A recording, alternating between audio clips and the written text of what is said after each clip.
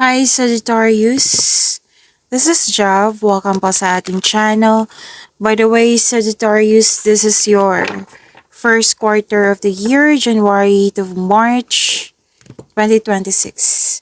Gamitin ang reading na ito bilang kabayan lamang. Tandaan, Sagittarius, ito po ay general reading. Maraming salamat po sa inyong patuloy na suporta sa mga nag-donate, sa mga hindi nag-skip ng ads. Sa mga hindi pa nag-subscribe, subscribe na po kayo at click bell notification para updated po kayo sa bagong video natin. Para sa mga gusto magpa-reading po, comment po kayo ng personal reading and check my reply sa comment section.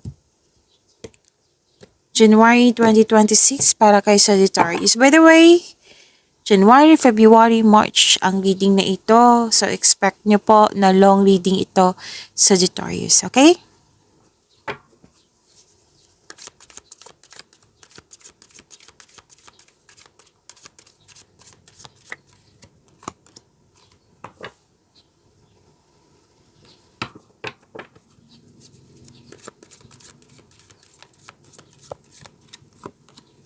Energy.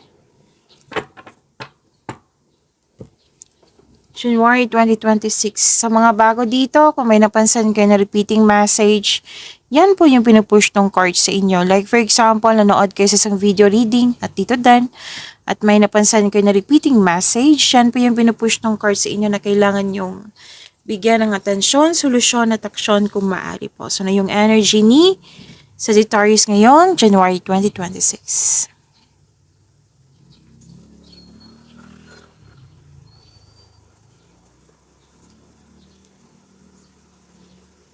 Okay. May advice ang card nyo po, Sagittarius.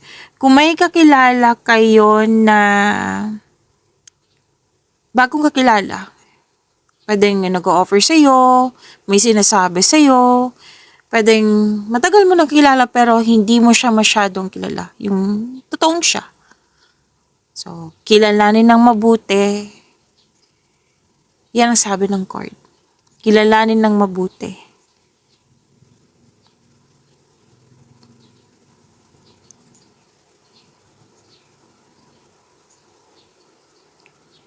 So, umiwas kayo sa toxicity.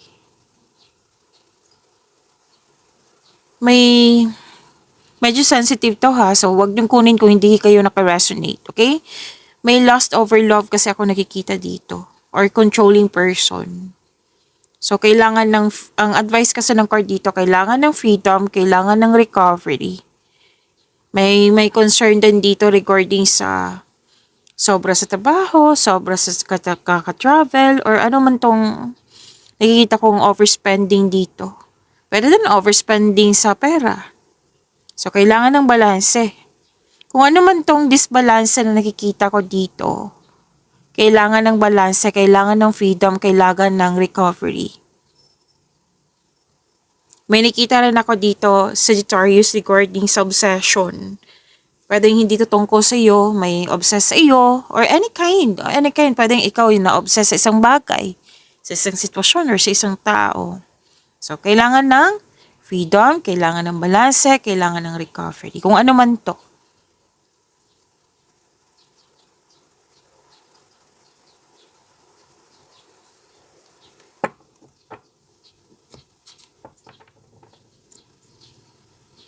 May namuong relasyon. May nakita rin ako dito, supportive kayo sa isa't isa. May nakita akong job opportunity or business partnership. Magkakaroon ng financial growth. Okay.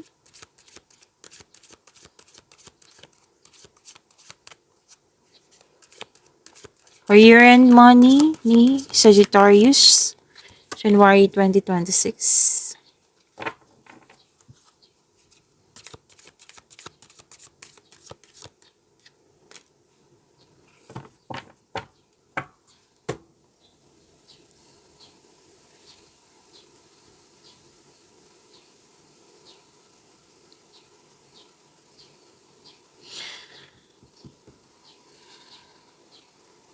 Okay. May nakita ako ditong freedom din kailangan nito eh. Which is sinabi din dito sa inyong energy dito. Freedom din ang kailangan nito. At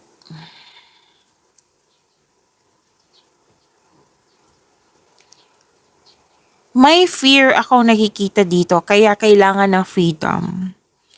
May nakita akong situation dito na may in-offer sa'yo na gusto mo pero nagkaroon ka ng fear.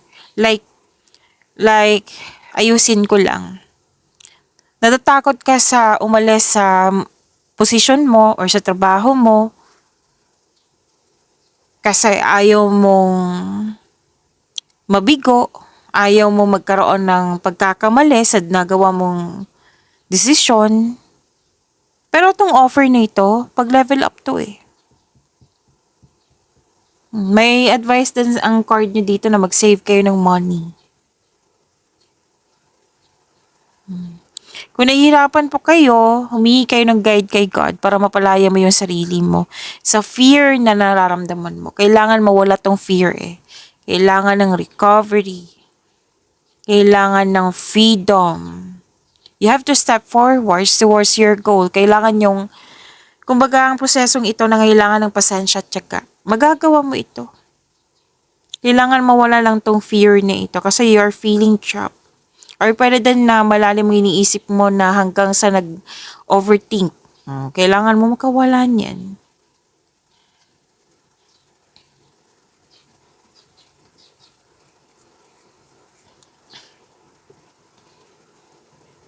Mas lumawak. Excuse me, kailangan ko uminom ng tubig. Saglit lang po.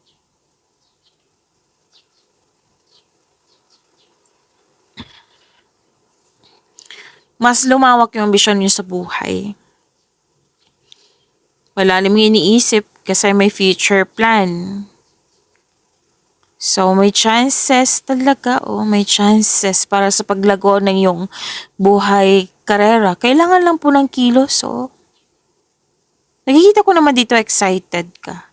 Pero mukhang may pumipigil sa iyo. Yung fear. Pwedeng tinatakot ka ng ibang tao dyan. Nagpapadala ka sa kanilang mga sinasabi. You have to believe in yourself. Mas piliin nyo pong magtiwala sa inyong sarili kaysa mag-overthink. And please know that you are divinely guided. May business partnership or may magbigay ng puhunan upang tulungan ka para makamit yung layunin mo sa buhay. Pwede din material na bagay na like pera, magbibigay siya ng puhunan sa'yo. Pwede din na nagbigay ito ng ideas sa'yo, malaking tulong yan. Pwede moral support.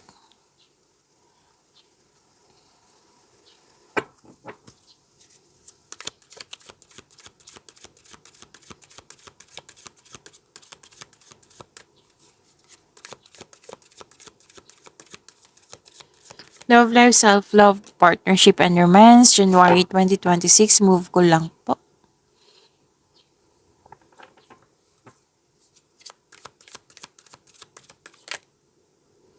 Okay, so kunin ko tong nauna.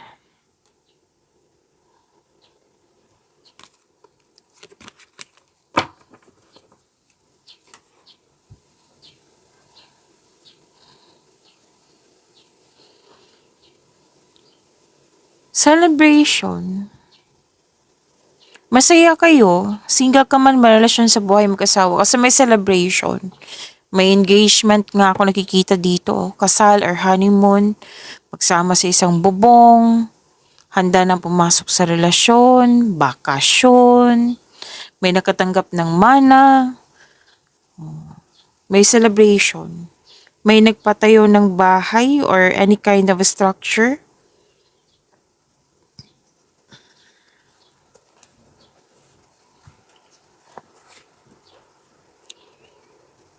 So, umiiwas ka dito sa toxicity, which is good, right? Kasi may sinasabi dito na umiiwas kayo sa toxicity. Dito, ginawa mo na, umiiwas na kayo. You're walking away Like, may bibigyan ka ng aksyon. Kung ano man tong aksyon na ito, may nakita kong Nagpasya lang na mag-move on or di kaya literal na umalis, umiwas, yan. Kasi, kung magsistay ka, walang mangyayaring growth. Kung gagawin mo tong action na ito, may mangyayaring growth. So, decision din to movement.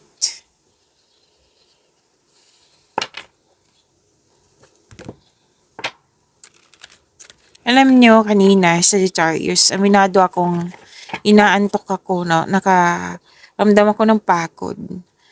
Tapos, banda dito, talagang nawala yung antok ko. Kasi, marami kayong iniisip dito Yung energy nyo, nakuha ko na maraming iniisip, talagang ginagamit nyo yung lohika nyo kaysa emotion. Yan. So, nawala yung antok ko. Sagittarius. February 2026, Sagittarius. Huwag niyong kalimutan mag-subscribe at i-click yung bell notification para updated kayo sa video reading natin. Energy.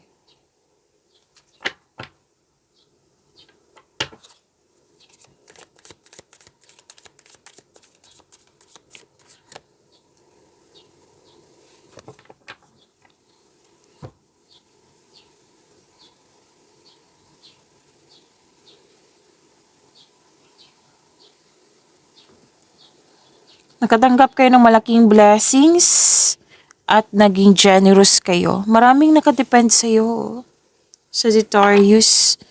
And ang ganda nito, you have abundant in life. Practical kayo sa buhay. Mahusay kayo sa buhay. Maparaan, mapasuporta. May nanganak, may nag-alaga ng baby. Fertility din to, ha? So, andito pa rin yung mag-start na ng family, Okay, may question na dito. May relasyon kasi dito nagka-question na nag-advise ang card nyo na magtiwala at magbuo ka ng lasting partnership. Ginagamit mo yung intuition mo para makagawa ka ng wise choices. May grupo ng tao dito na very supportive sa iyo.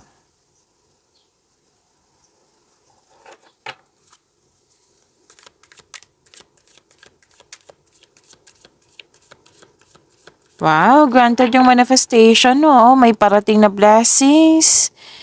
Gamitin mo tong opportunity na na-receive mong opportunity, na with clear intention. You're a very talented person. Lahat gagawin para makuha ang gusto. Please know that you are divinely guided. May kontrata din ako nakikita dito and successful negotiation. And lahat kayo, nag-manifest kayo na lang magkaroon ng wonderful relationship. Tapos magagrant po ito, sabi ng yung card. Basta pay attention kayo sa inyong thoughts while remaining grounded and passionate.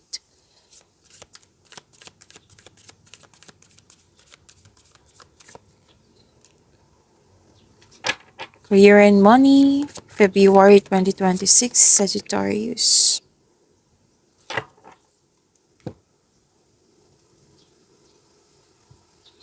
Ang ilan sa inyo dito, abroad yung trabaho or yung nagpapasweldo sa iyo galing sa malayong lugar.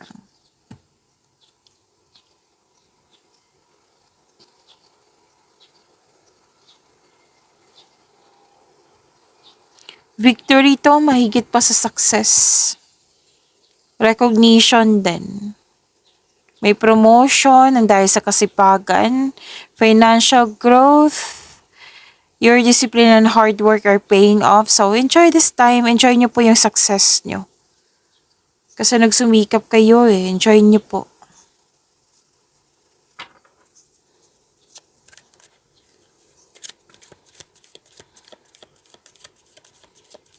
Sobrang busy. Para maiwasan tong burnout na nakikita ko dito kasi this is February 2026 Time management or ask for help. Pero kung ano man tong gagawin mo, matatapos mo ito.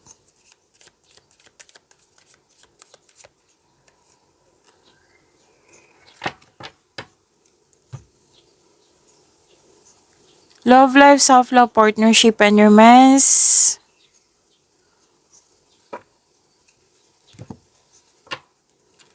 May bagong relasyon, may nagkakaintindihan, may nagkasundo para mag-date.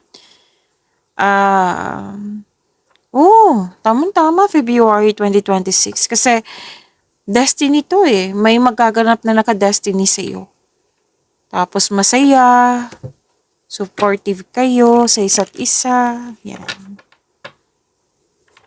May bagong relasyon din to ha. At may nakita ko ditong na-miss nyo. Na-miss nyo. Kasi pwedeng hindi kayo nag-usap. Pero magkakaroon naman ng hope and healing. Magkakaroon din ng forgiveness. Moving on.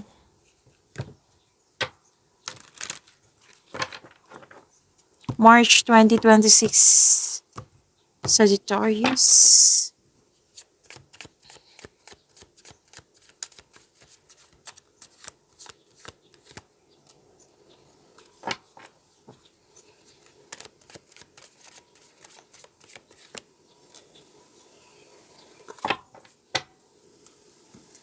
Nanindigan sa desisyon, naging ana sa sarili.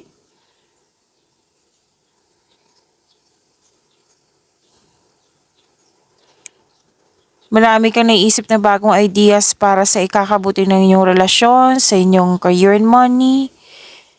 At, okay, nagkaroon ng time sa family.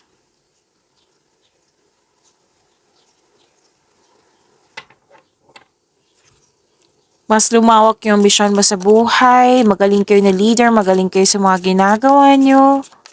Masusunod yung desisyon mo, ideas or plano.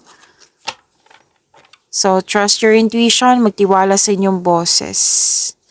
Kung may legal concern kayo, Sagittarius, may mabuting balita po. Makaka-receive kayo ng mabuting balita. Ginagalang ka at kinikilala ka dyan. Kasi marami ka ng mabubuting kontribusyon.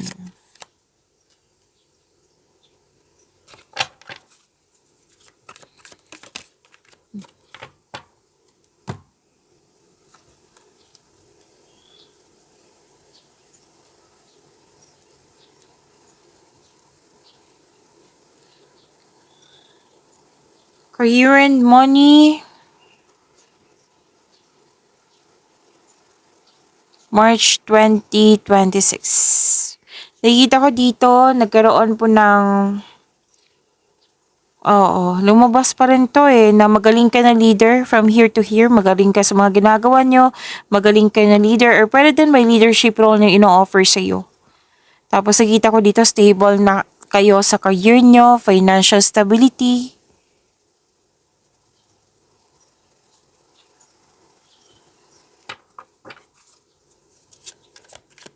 Umiwas kayo sa toxicity ha.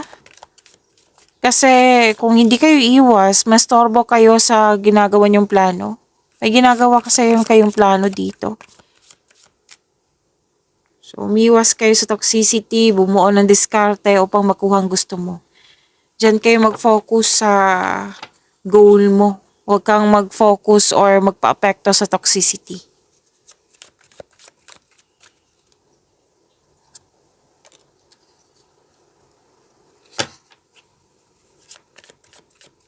Love life, self-love, partnership, and romance. Oh, wow. Nakuha mo si Wheel of Fortune. March 2026. Ang ganda nitong dalawa na ito kasi may dito, ending with new beginning. Natapos, pwedeng may pagtatapos sa isang relasyon or di kaya yung paulit-ulit lang na concern, natapos na, nabigyan na ng solusyon.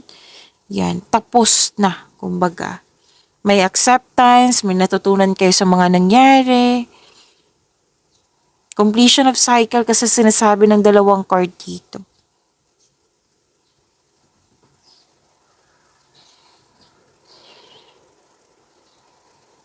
Sa mga single, may chance na mamimit mo yung new romantic partner mo. Sa mga relasyon sa buhay mag-asawa na may problema or hindi pagkakaunawaan, may blessings na dumating sa inyo at nang siyang dahilan na magkakaayos kayo. Kumbaga, you are moving from a painful cycle to happiness. So, embrace this new situation. Mag-focus kayo sa makontrol nyo in order to find peace. Let go mo na po ang hindi mo makontrol. So, may changes sa darating or blessings po. Ito ay magandang kapalaran po. Okay, so ang ganda. Pag-imanin nyo po yung blessings na binigay sa inyo. Sagittarius, see you tomorrow. Maraming salamat.